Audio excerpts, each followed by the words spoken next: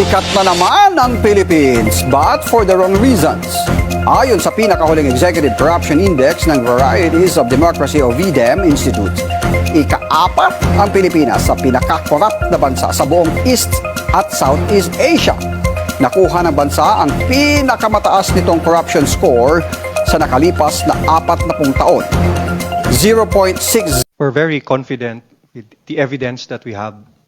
We have been prepared with this since last year, and with a vote of confidence of 255 members of Congress and 257 members of Congress, and the evidence being very obvious and very clear, it speaks for itself.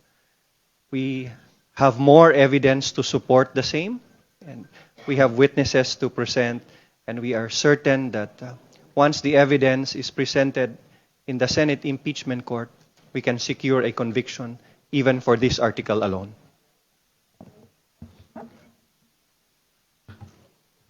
Okay, on unexplained wealth, no, nakita naman na po natin yung body of evidence during the course of the House Committee on Justice proceedings. We don't want to discuss further yung po mga detalye as before because we are within the impeachment trial process already. But yung pumadagdag na mga ebidensya which did not get disclosed during the course of the committee proceedings, we will seek to present it during trial.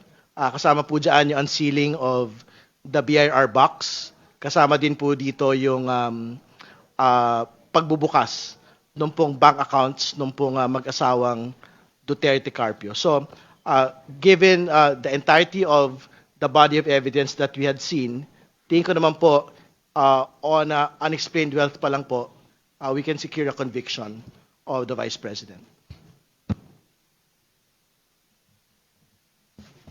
With respect to the articles regarding the bribery, ito naman po ay nakita na natin during the committee hearing of the good government during the 19th Congress. And ito rin po yung magiging presentation natin.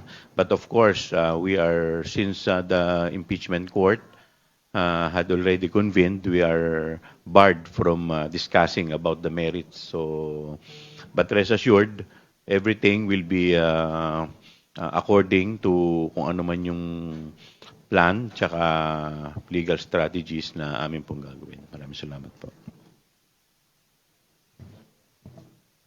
For confidential fund, we wish to express our confidence in proving this article, establishing the guilt of the respondent.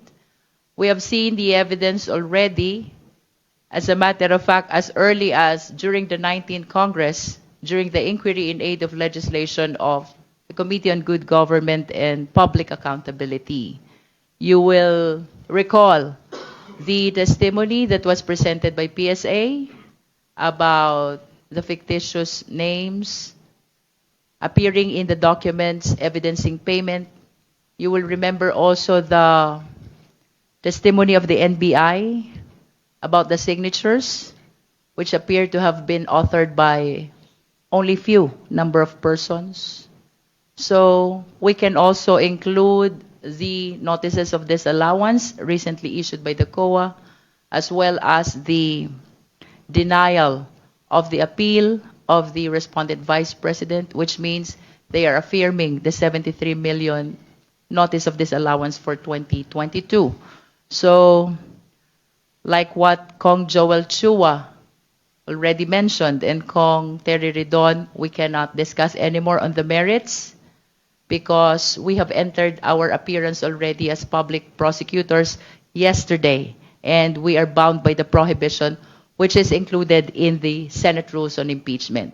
Nonetheless, we are reiterating our confidence in establishing and proving these 4 articles of impeachment.